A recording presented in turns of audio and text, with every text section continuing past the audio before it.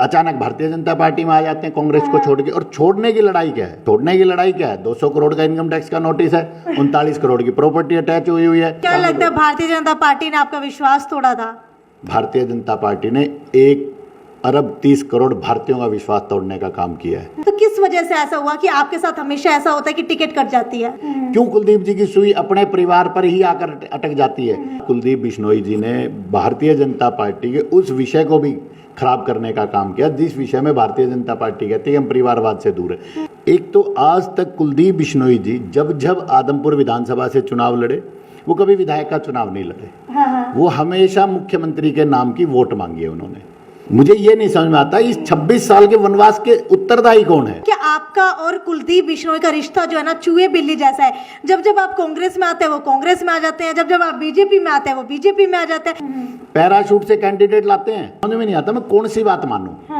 एक कुलदीप जी कहते हैं कि आप किसी पे भी भरोसा कर लेना, भारतीय जनता पार्टी पे कभी भरोसा मत करना। हैरानी होती है, विकास की बात करते हैं, वनवास की बात करते हैं, भेदभाव की बात करते हैं, पक्षपात की बात करते हैं। कुलदीप बिश्नोई पॉलिटिकल पिकनिक करने आते हैं आदमपुर में। करण सिंह रानौलिया, करण सिंह रानौलिया जी के लिए मैं बल्कि ये सवाल मैं कहता हूं कि ये सवाल आपको भारतीय जनता पार्टी में मुख्यमंत्री जी से और प्रदेश अध्यक्ष जी पूछना चाहिए।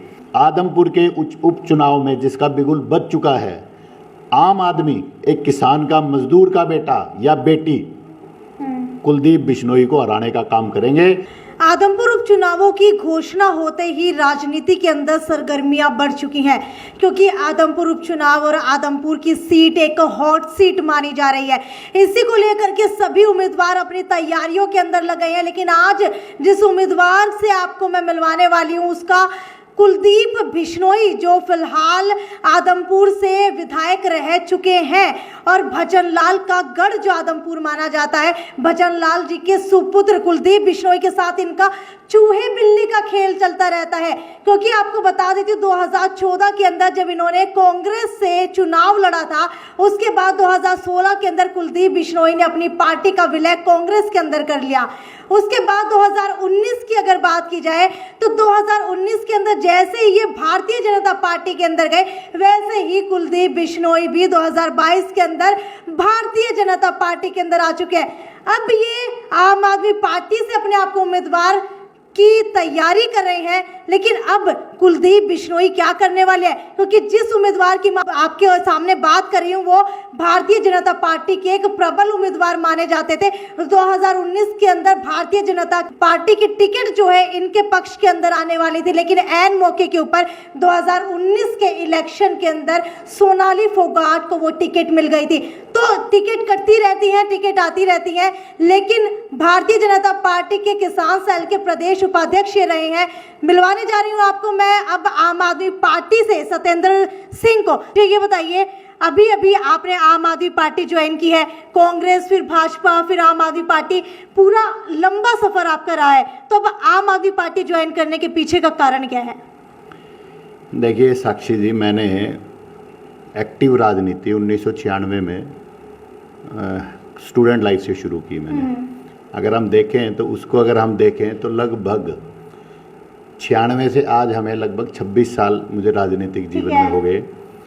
कांग्रेस पार्टी में विधानसभा का चुनाव लड़ने का मौका मिला मुझे, और उसके बाद भारतीय जनता पार्टी में प्रदेश उपाध्यक्ष रहा। 2 जिलों का प्रभार भी रहा मेरे पास, रोहतक जिले का, सिरसा जिले का। व्यवस्था परिवर्तन अगर हम कहें तो सबसे उपयुक्त शब्द रहेंगे मेरे पार्टी बदलने के पीछे, भारतीय जनता पार्टी से आम आदमी पार्टी में आने के। आपने शुरुआत में कहा कि कुलदीप जी, और तो बड़ा अच्छा आपने व्याख्या करी, और ये लड़ाई कोई व्यक्तिगत नहीं है, ये लड़ाई है राजनीतिक व्यवस्था परिवर्तन की। अच्छा सत्येंद्र जी, एक सबसे बड़ा सवाल जो है जब से कल से उपचुनावों की घोषणा हुई है, क्योंकि अनुमान लगाया जा रहा था कि पहले सरपंची के चुनाव होंगे और उसके बाद ही उपचुनावों की घोषणा होगी, शायद दिसंबर के करवाने के अनुमान थे, लेकिन अचानक से 1 महीने के अंदर ये चुनावों की घोषणा कर दी गई है। क्या लगता है सबसे ज़्यादा फायदा किसको होगा और सबसे ज़्यादा नुकसान किसको भुगतना पड़ेगा? देखिए, मैं ये मानता हूँ कि फायदा होगा लोकतंत्र को। जो लड़ाई है वो 2 तरीके से अलग है। एक तो आज तक कुलदीप बिश्नोई जी जब आदमपुर विधानसभा से चुनाव लड़े, वो कभी विधायक का चुनाव नहीं लड़े। वो हमेशा मुख्यमंत्री के नाम की वोट मांगी है उन्होंने। पहली बार ऐसा हुआ है और मैं तो मतलब इस चीज़ को लेकर बड़ा मतलब हैरान हूँ। और जो व्यक्ति कांग्रेस को इसलिए छोड़ आया क्योंकि वहाँ पर उनको प्रदेश अध्यक्ष नहीं बनाया गया, वहाँ पर उनको सीएलपी का लीडर नहीं बनाया गया, और भारतीय जनता पार्टी को जिस दिन उन्होंने दिल्ली में केंद्रीय कार्यालय में ज्वाइन किया उस दिन वो कहते हैं कि मैं एक साधारण कार्यकर्ता बनकर यहाँ पे आया हूँ। लेकिन कुलदीप बिश्नोई तो अपने पार्टी छोड़ने के पीछे का कारण बताते हैं कि सेंटर के अंदर बीजेपी की सरकार है, जिसकी वजह से कांग्रेस में रहते हुए वो आदमपुर के अंदर विकास नहीं करवा पा रहे थे। देखिए, मैं तो पूछना चाहूँगा, 24 साल से कुलदीप बिश्नोई जी विधायक हैं, सांसद भी रहे हैं, विधायक भी रहे हैं, कौन से विकास की बात कर रहे हैं? वो कहते हैं कि विकास नहीं हो रहा। जिस पार्टी में वो शामिल हुए हैं उस पार्टी के मुखिया, जो सरकार में मुखिया हैं, मुख्यमंत्री मनोहर लाल जी पिछले 8 साल से उस पार्टी के प्रदेश अध्यक्ष चौधरी ओम प्रकाश जी धनखड़ चिल्ला चिल्ला के कह रहे हैं कि हमने बहुत विकास कर दिया।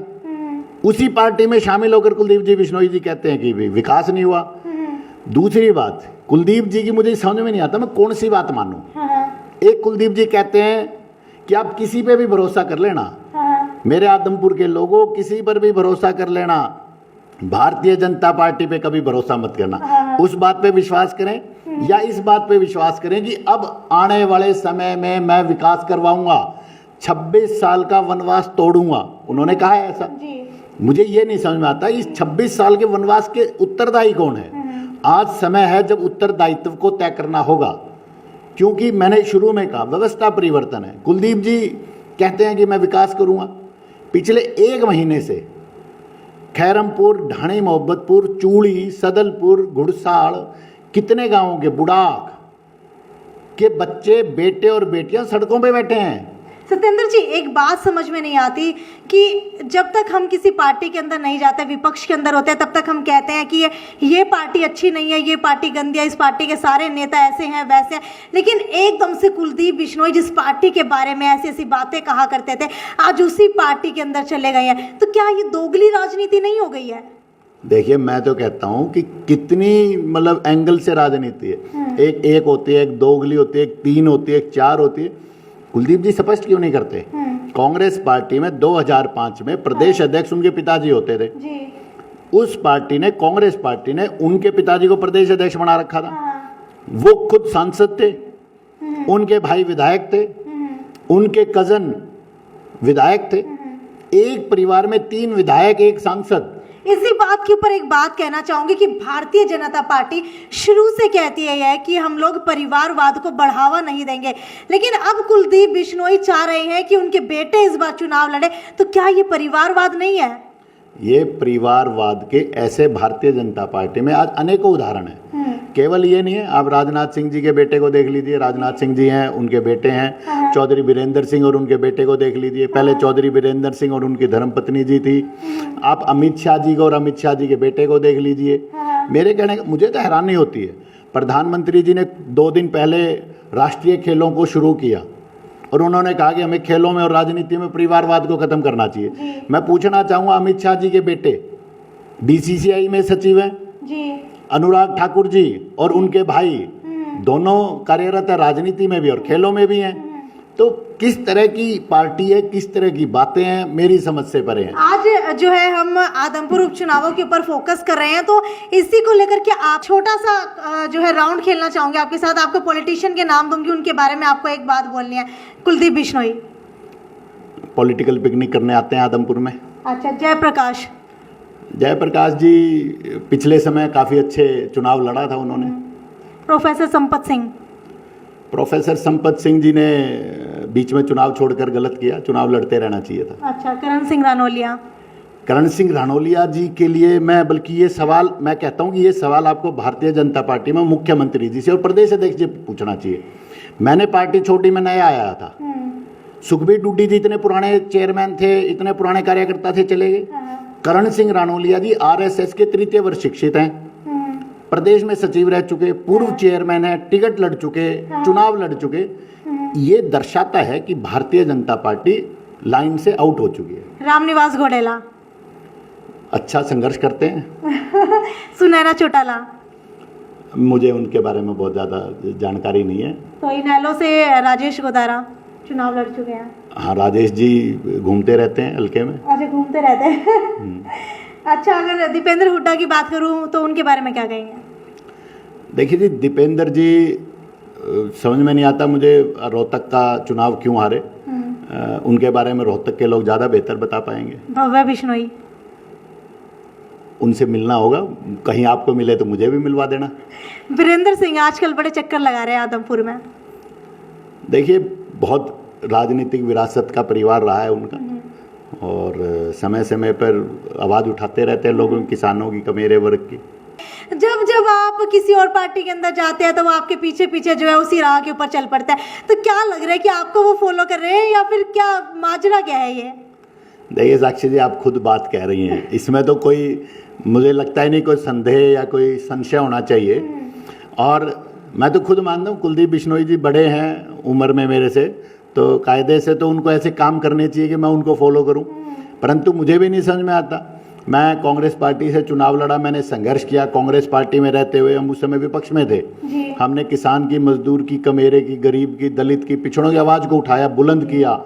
आदमपुर में 2018 में, जनवरी 2018 में एक ऐतिहासिक रैली करने का काम किया। इस सरकार से हमने पानी और रोजगार की मांग करी। हैरानी होती है, विकास की बात करते हैं, वनवास की बात करते हैं, भेदभाव की बात करते हैं, पक्षपात की बात करते हैं। उनके घर के आगे हमने आज तक की आदमपुर की सबसे बड़ी रैली करी, उसमें हमने सरकार से पानी और रोजगार मांगा। विधायक होते हुए 1,60,000 मतदाताओं के चुने हुए प्रतिनिधि होने के बावजूद कुलदीप बिश्नोई जी उस रैली में नहीं पहुंचे, किसान की, मजदूर की आवाज़ को बुलंद नहीं किया। उसके बाद अचानक वो चुनाव लड़ते हैं लोकसभा का, अपने बेटे को लड़ाते हैं, फिर विधानसभा का चुनाव लड़ते हैं, कांग्रेस पार्टी के बैनर पे वोट मांगते हैं। उसके बाद अचानक भारतीय जनता पार्टी में आ जाते हैं कांग्रेस को छोड़ के। और छोड़ने की लड़ाई क्या है? छोड़ने की लड़ाई क्या है? 200 करोड़ का इनकम टैक्स का नोटिस है, 39 करोड़ की प्रॉपर्टी अटैच हुई हुई है। विकास किसका है? वो कहते हैं अपने बेटे को अमेरिका में शिक्षा के लिए भेजने के लिए वो सुप्रीम कोर्ट तक का दरवाजा खटखटाते हैं। परंतु जब आदमपुर में आके वो कहते हैं कि भाई आदमपुर मेरा परिवार है, विधानसभा, यहाँ के बेटे और बेटी आज शिक्षा को तरस रहे हैं, एक स्कूली शिक्षा, प्राइमरी एजुकेशन की लड़ाई लड़ रहे हैं। उसके लिए पता नहीं वो क्यों नहीं साहस जुटा पाते कि चंडीगढ़ जाके मुख्यमंत्री जी से बात करें। अभी आपने एक और वीडियो भी देखा होगा साक्षी जी, उनका एक वीडियो आया हुआ है जिसमें वो आदमपुर विधानसभा के लोगों के आगे हाथ जोड़कर अपील कर रहे हैं। वो कह रहे हैं कि मेरे परिवार के लोगों, मैं आपसे हाथ जोड़ता हूं कि आप आम आदमी पार्टी के लोगों की बात सुनने मत जाओ। परंतु मैं धन्यवाद देना चाहूँगा आदमपुर की, मैं कहता हूँ समझदार मतदाताओं को, जिन्होंने जब 2 अक्टूबर को हमने शिक्षा अधिकार पंचायत बालसमंद में की, दूसरी पंचायत थी वो शिक्षा अधिकार को लेके, उसमें हजारों की संख्या में आके कुलदीप जी को नकारने का काम किया। सत्येंद्र जी, 2019 के इलेक्शन की बात की जाए तो आप पूरी पुरजोर तैयारी कर रहे थे भारतीय जनता पार्टी से उम्मीदवार बनने की, और शायद हो सकता था कि आपको टिकट भी मिल पाती, क्योंकि बहुत प्रबल उम्मीदवार आप उस समय भारतीय जनता पार्टी के निकल करके आए थे। लेकिन अचानक से सोनाली फोगाट ने आपकी टिकट काट दी। क्या कहना चाहेंगे कि अब तो वो हमारे बीच के अंदर नहीं रही, लेकिन अगर उस समय के चुनावों की बात की जाए तो किस वजह से ऐसा हुआ कि आपके साथ हमेशा ऐसा होता है कि टिकट कट जाती है? नहीं, मैं ये नहीं मानता। देखिए, मेरे में और कुलदीप जी की सोच में यही एक अंतर है। 2014 में मैं साधारण किसान परिवार से संबंध रखता हूँ। 2014 में कांग्रेस पार्टी ने मुझ पर विश्वास किया और मुझे टिकट दी, और वो एक अच्छा उदाहरण था। कांग्रेस पार्टी ने लंबे समय के बाद लोकल उम्मीदवार, हम कहें जो आदमपुर विधानसभा से ही, लेकिन आप 2019 की बात कर रहे हैं। मैं वो उसी बात पे आ रहा हूँ साक्षी जी। 2014 में जब उसके बाद हमने काम किया, परंतु अचानक कुलदीप जी अपनी हरियाणा जनहित कांग्रेस को बंद करके या विलय कर देते हैं कांग्रेस पार्टी में, विलय करके आ जाते हैं।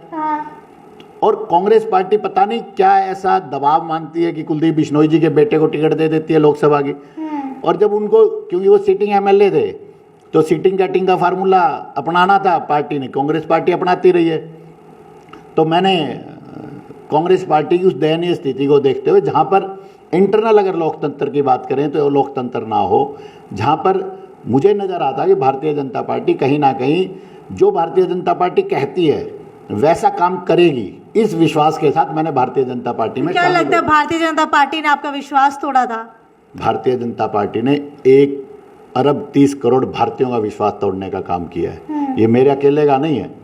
आप बेरोजगारी दर को देख लीजिए, आप महंगाई को देख लीजिए, आज छोटी से छोटी चीज़ के लिए आप बताइए आम व्यक्ति को क्या चाहिए।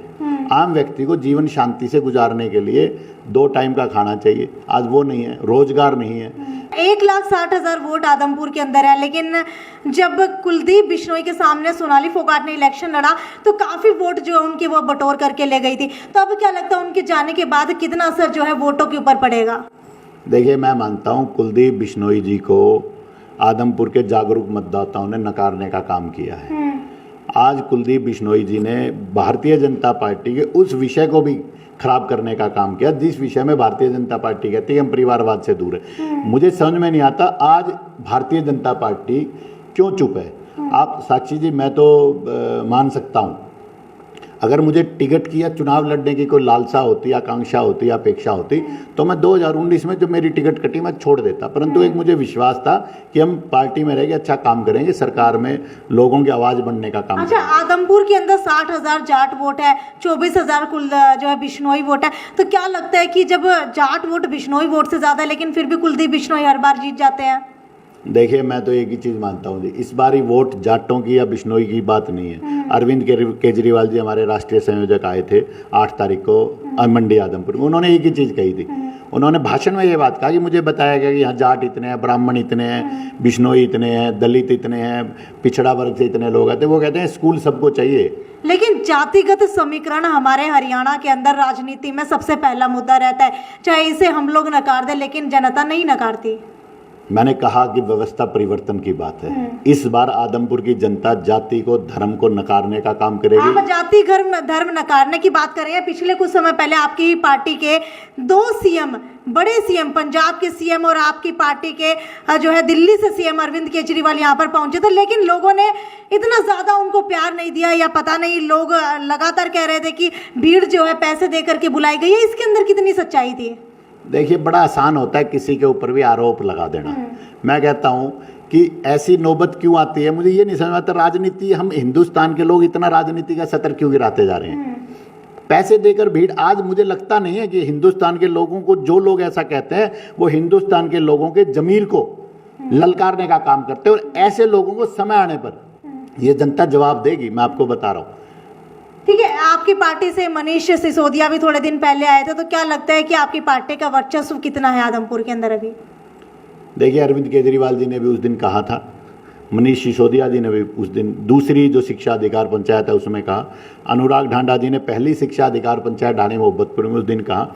और समय समय पर मैं आज आपको उसी बात को दोहराने का काम कर रहा हूँ। आदमपुर के उपचुनाव में जिसका बिगुल बज चुका है, आम आदमी, एक किसान का, मजदूर का बेटा या बेटी कुलदीप बिश्नोई को हराने का काम करेंगे। और मैं आपके माध्यम से 2 विषय रखना चाहूँगा। पहला विषय, कुलदीप बिश्नोई जी जब भी यहाँ आते हैं, कुलदीप बिश्नोई जी ये कहते हैं कि आदमपुर विधानसभा मेरा परिवार है। मैं पूछना चाहूँगा, परिवार में क्या केवल 3 ही लोग हैं? परिवार में कुलदीप जी हैं, रेणुका जी हैं और भव्य जी हैं। जब 1,65,000 जो मतदाता हैं, अगर कुलदीप जी को विश्वास है अपने परिवार पे और चीज़ों पे, तो क्यों नहीं कुलदीप जी किसी भी सदलपुर के, खैरमपुर के, सारंगपुर के, किसी भी बाड़समंद के, बुढ़ाक के, खारिया के, डोबी के किसी नौजवान बेटे और बेटी को टिकट देने का काम करते? क्यों कुलदीप जी की सुई अपने परिवार पर ही आकर अटक जाती है? और दूसरा, मैं चैलेंज करना चाहूँगा आपके माध्यम से कांग्रेस पार्टी को। पहले लोग आदमपुर में, आजकल एक बड़ी चर्चा है कि एक पार्टी होती थी कांग्रेस आई, अब एक वो पार्टी कांग्रेस गई। पहले कांग्रेस आ रही थी, अब कांग्रेस जा रही है। कांग्रेस आई और कांग्रेस गई का जो फर्क है वो आदमपुर का विधानसभा का मतदाता समझता है। और मैं कहूँगा, नहीं साक्षी जी, मैं कहूँगा कांग्रेस पार्टी के भी नेताओं से, पिछले दिनों दीपेंद्र जी आदमपुर में विधानसभा में आए हुए थे और भूपेंद्र हुड्डा जी ने भी कल शायद ये प्रेस के माध्यम से क्लेम किया कि हम चुनाव जीतेंगे। ऐसी क्या राजनीतिक विवशता है, उनकी ऐसी क्या कमजोरी है कि उनको कैंडिडेट लाने के लिए 100-200 किलोमीटर तक ढूंढना पड़ता है? पैराशूट से कैंडिडेट लाते हैं। और आपको जान के मैं तो कहता हूँ, पैराशूट की आपने कोई विशेषता देखी होगी? पैराशूट हमेशा ऊपर से नीचे आता है, नीचे से कभी नहीं उठता। आम आदमी पार्टी चाहती है कि नीचे से हम लोगों को ऊपर उठाएं। क्या लगता है आम आदमी पार्टी से टिकट मिलेगी? टिकट का मामला ही नहीं है जी, आम आदमी पार्टी ये चुनाव जीतेगी, ये तय है। ठीक है, तो भाई ये थे हमारे साथ सत्येंद्र सिंह, जिन्होंने उपचुनावों की पूरी पुरजोर तैयारी कर ली है। लेकिन आगे आने वाले दिनों के अंदर देखने वाली बात यह है कि क्या समीकरण बैठता है और कौन सी पार्टी से किस कैंडिडेट को टिकट मिलती है। हालांकि अगर आम आदमी पार्टी की बात की जाए तो हो सकता है कि सत्येंद्र जी जो है एक प्रबल उम्मीदवार के तौर के ऊपर आम आदमी पार्टी से टिकट बटोर पाने में सफल साबित हो। तब तक जुड़े रहिए हमारे साथ और इस वीडियो को ज़्यादा से ज़्यादा शेयर करते रहिए। और आपको क्या लगता है कि इस बार आम आदमी पार्टी किसको टिकट देगी, ये भी नीचे कमेंट सेक्शन के अंदर लिख करके जरूर बताइए। नमस्कार। श्याम जी पोटैटो चिप्स, वो भी कई सारे डिलीशियस फ्लेवर्स के साथ। बस खाते जाओ और खाते ही जाओ। श्याम जी के डिलीशियस एंड टेस्ट। अपना सामान MRP पर नहीं, डिस्काउंट पर लो। और हिसार में डिस्काउंट कहाँ मिल रहा है ये जानो सेलट्रेंडिंग.com पर। विजिट सेलट्रेंडिंग.com। पहले कंपेयर करो फिर शॉप।